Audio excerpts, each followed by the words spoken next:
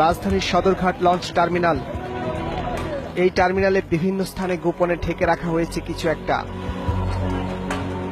কয়েকটি দোকান পেরিয়ে নিকটে যেতেই গোপন বস্তুর অস্তিত্ব টের পাওয়া যায়। এবার ভেজা বস্তা উল্টাতেই বেরিয়ে আসে সারি সারি পানির বোতল। পুরনো বোতল পরিষ্কার করে এতে ঢুকানো হয়েছে ওয়াসার এবং খোলা লাইনের পানি, আর পানিকে ঠান্ডা রাখতেই মূলত ঢেকে রাখা। এটা ঠান্ডা রাখার জন্য, এটা মানে রোদ্রে একটু তাপ পড়ে, তো এই তাপটা যেহেতু এটাতে পানিটা লাগলে পানিটা গোলা হয়ে যায়। বুড়িগঙ্গার নোংরা আবর্জনা থেকেই কুড়িয়ে সংগ্রহ করা হচ্ছে পরিত্যক্ত বোতল। এরপর এগুলোকে সাবান দিয়ে কোনো মতে পরিষ্কার করে ভরা হচ্ছে নোংরা পানি, আর এ পানি নামমাত্র মূল্যে বিক্রি হচ্ছে পথচারী এবং লঞ্চের যাত্রীদের কাছে। সুন্দর করে ওয়াশ মাস করে কলের পানিটা ধুয়েটিয়া আমরা লঞ্চে 10 টাকা বিক্রি করি। এটা সারা ঢাকা শহরে খাইতেছে। এবার আসা যাক বাজারের জনপ্রিয় বোতলজাত পানির বিষয়ে। যারা কিছুটা সচেতন তারা একটু বেশি পয়সা খরচ করেই কেনেন বিভিন্ন নামী ব্র্যান্ডের এসব বোতলজাত পানি। শহুরে মধ্যবিত্ত ও উচ্চবিত্তের কাছে ব্যাপক চাহিদা থাকায় এর বেচা বিক্রিও বেশ। বাজারের সবচেয়ে জনপ্রিয় 4টি পানির নমুনা সংগ্রহ করে টেস্টের জন্য পাঠানো হয় ল্যাবে। টেস্টে দেখা যায় একটি পানির টিডিএস সহনীয় মাত্রায় হলেও বাকি 3টি টিডিএস সহনীয় মাত্রার চেয়ে বেশি। এবার ইলেকট্রোলাইজার মেশিন দিয়ে অ্যানোড ও ক্যাথোডের মাধ্যমে ইলেকট্রোলাইসিস করে দেখা যায় 4টি কোম্পানির মধ্যে 3টি কোম্পানির পানিতে বিক্রিয়ায় এর ভেতরের পার্টিকেল ভেঙে উপরে উঠে শ্যাওলার মতো জমে যাচ্ছে।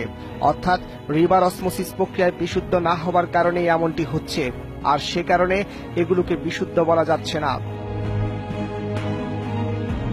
সুতরাং ফলাফলে দেখা যাচ্ছে বাজারের জনপ্রিয় 4টি পানির 3টি বিশুদ্ধ নয়।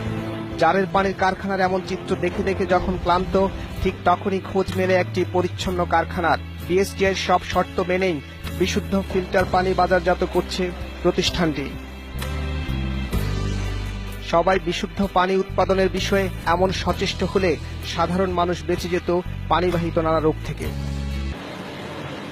বিএসটিআইয়ের তথ্য মতে জারের পানি বাজারজাতকরণের জন্য 228টি কোম্পানিকে অনুমতি দেওয়া হয়েছে। আসলে আরো না করে পানি বাজারজাত করা এটা মোটেই উচিত নয়। তারপরও মিরপুর 10-এ কোনো কাগজপত্র ছাড়াই চলছে একটি অবৈধ পানির কারখানা।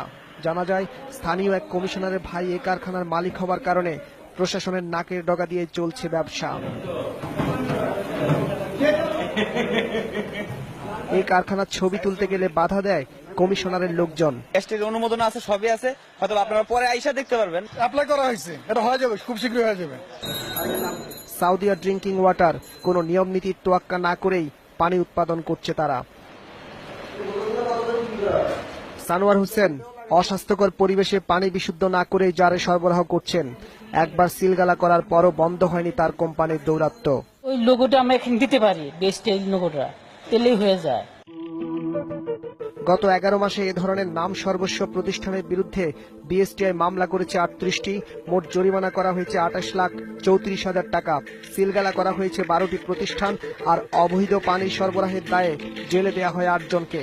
সর্বোপরি প্রশাসন সোচ্চার হলে অসাধু পানি কোম্পানির কাছে মানুষকে জিম্মি হতে হবে না বলে মনে করেন সংশ্লিষ্টরা।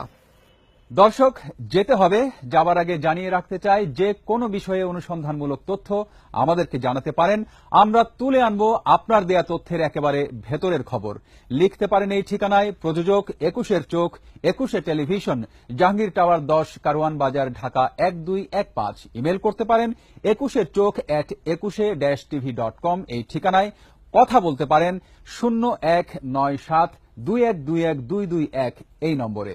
সাধারণ চোখে যা দেখা যায় না তা দেখানোই 21-এর চোখের কাজ। চোখ রাখুন 21-এর চোখে।